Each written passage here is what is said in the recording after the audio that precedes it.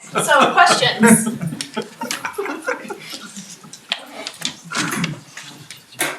Hi. I was thinking about the statement that our first Chris was sharing about trying to incorporate some of this material into textbooks. And I didn't know that Chris Barton was going to be talking today, but my mother actually worked with the Mount Holly School District for about 25 years. And she ended up taking her classes, which had some members of descendant communities of Timbuktu, to the site. And I know that some of her colleagues have been kind of maintaining that tradition and incorporating Timbuktu in like their elementary school and middle school curriculum. So it's a small scale, but it's kind of a neat link that it's just a comment for me that it's how I learned about this area and how there's a lot of different people who are in that region who are taking some of this kind of work and learning about archaeology, but also learning about their localized histories. It's been really successful, so just thought that was something cool to stumble into today.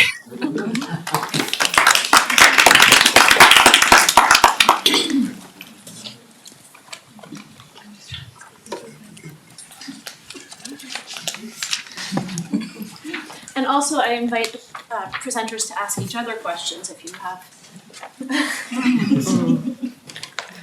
Thanks so much for 3 great papers. All 3 papers, and I'll just throw out a broad question. Maybe everyone might address some elements of this paper. Sorry.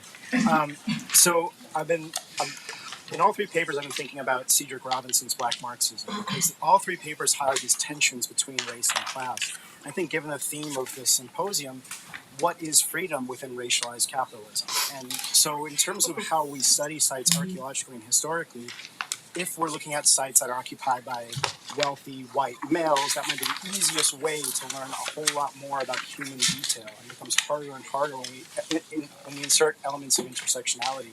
So in terms of studying some of these sites and thinking about freedom within these communities, does resisting slavery, moving towards freedom, ultimately mean buying into American-style racialized capitalism within these contexts?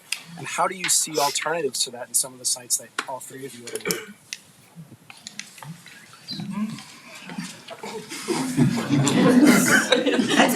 That's an excellent question. It's an excellent question. And I don't know if there's actually a succinct answer for that. What I can say is that is actually what led me to start writing that paper, which is still greatly a work in progress. When I started writing, when I was working on the Williams Farmstead for my dissertation, I had a committee member who charged me with not falling into the trap of producing an over-celebratory narrative of sort of they were oppressed and then they rose up and then they sort of started new life as, sort of the middle class, almost like the American dream. And because archaeology of the African diaspora is still very, it's still new in Texas to some extent. And when I say new, I'm talking about,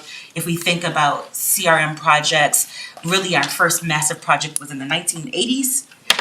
With a study in Richland Creek. And so it's very easy to take the narrative of freedom and land ownership and to use it as a way to minimize sort of the history of violence that oftentimes defines Texas.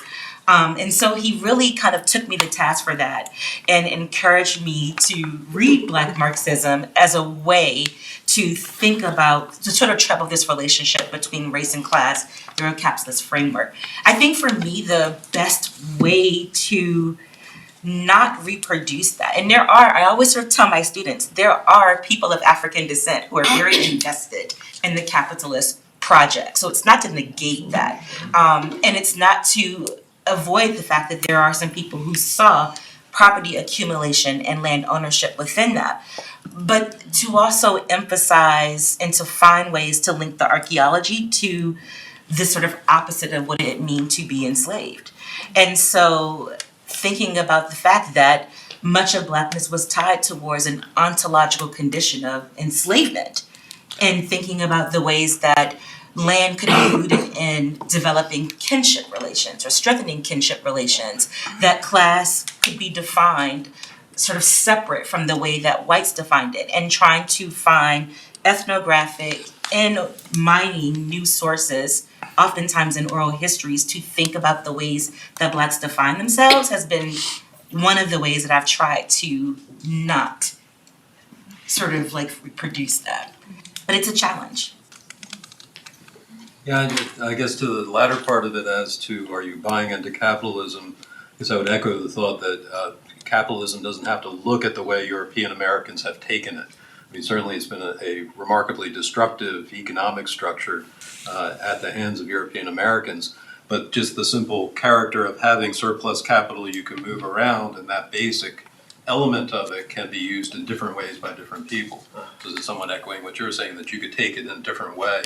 A number of people, I think, are writing these days and talking about looking at what happens when you have unchecked capitalism, which, boy, we seem to have unchecked capitalism in spades these days. So it's, I don't think you necessarily have a buying in by people seeking freedom. And then, as Nidra is saying, you also have a very nuanced multi-stage analysis of seeing all of the efforts they have to make. Just having emancipation isn't enough, having manumission isn't enough. Then you have to overcome the the different codes within states that would constrain free African Americans from moving around. So we end up doing very detailed analysis as to all the iterations of what it means to be free and fully able to pursue whatever entrepreneurial and economic enterprise you wish to do. And I think also, as you mentioned, and we've had quite a lot of discussions of this within historical archaeology, and I very much encounter it in very contemporary conversations with my law students when we're looking at racism and social science today, is that very often you need to constantly be navigating between looking at the modalities of oppression, understanding it, learning from it, and finding out are there ways that we can undercut this oppression in the present, understand it from the past, and moving forward. But in doing that, often you end up just looking at the oppressors and the techniques that they use and the methodologies, and you're losing the agency of the people who are fighting back against that in the moment and their own self-initiative. So we've had a lot of conversations about that within archaeology, of both looking at systems of oppression, learning from that so that we can apply those lessons in the present as to how to mitigate and hopefully eliminate a lot of it, but never losing sight of and equally studying the self-initiative, the agency of the people who are the target at the time. And it's been waves and waves of different people, different places who are targets. As you'll know from your own research, different groups in the Caribbean in different periods. And but that's a tough question. You have the background of capitalism that we often do not directly tackle as part of it. So Dr. Matthews can answer us. He has a whole book on the subject of the archaeology of capitalism. Can actually insert something, and it may not be something that we can avoid. I mean, if you think about Afro pessimism, which is actually, that's like the new sort of theoretical paradigm that's being considered in Black studies, and we can debate it and talk about its merits. But I mean, part of what many of the writers that write within the Afro pessimist tradition, they argue is that, I mean, we're in a moment where that is ultimately what structures sort of like the world that we're in. And so to some extent, I mean, that's part of also the irony of freedom. I mean, Saidiya Hartman says in Scenes of Subjection that ultimately emancipation parallels that sort of moment of slavery in the most sort of like minute ways. So minstrel shows, or even just the 14th Amendment, the promise of citizenship, is just the same old of the same old. So it may not be possible. And that's why I feel like there are some socio implications that even we have to think about as history makers and writers in terms of that. Because for descendants who have an investment in these histories, to tell someone that even when you're free, your actual life and efforts to exercise your freedom still don't mean anything is a level of danger that perhaps we have to weigh as scholars. I hope that makes sense. I feel like I'm saying a lot of heavy stuff without explaining myself. But You make sense. Yeah. all right. Yeah. It's fine. It's fine. Thank you. I would add that I think that a lot of times get so caught up in this idea of like archaeology and our power and stuff that sometimes we forget to acknowledge our roots, that we were used and we have been, and in many regards continue to be used as a medium for the colonization of marginalization, all these other things. I mean, as Paul Mullins just texted me, there's a 20-foot image of me right now. Like, I'm a white guy, right? And most of the people who came that presented before us are all white guys, and that's kind of that's a big issue. You know, we're talking about these conversations that we're having.